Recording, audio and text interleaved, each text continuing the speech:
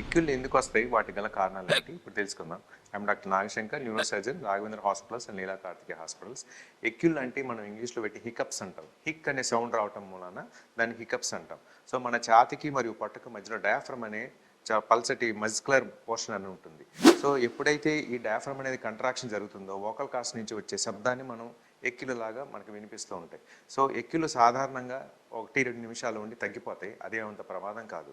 So, ఎక్కిళ్ళు ఎందుకు వస్తాయి? కామన్‌గా కారణాలు ఏంటంటే ఎక్కువగా గ్యాస్ట్రైటిస్ అంటే గ్యాస్ ట్రబుల్ ఉన్న, గ్యాస్ట్రిక్ ఇరిటేషన్ ఉన్న, అంతేకాకుండా డయాఫ్రమ్ కింద భాగం గానీ, పై భాగం గానీ ఏమన్నా పెథాలజీ ఉంటే అంటే ఊపిరితిత్తుల్లో ఇన్ఫెక్షన్ గానీ, లివర్ నుంచి ఏమన్నా ప్రాబ్లమ్ గానీ, లివర్ ఇన్ఫెక్షన్ గానీ, అబ్డామిన్‌లో ఏమన్నా ప్రాబ్లమ్ గానీ, ఏదో అబ్డామినల్ ఇన్ఫెక్షన్స్ గానీ, యూరీమియా అంటే రీనల్ ఫెయిల్యూర్ కిడ్నీ ప్రాబ్లమ్ ఉన్నా గానీ, ఇటువంటి వాటిలో హికప్స్ అనేవి వస్తూ ఉంటాయి.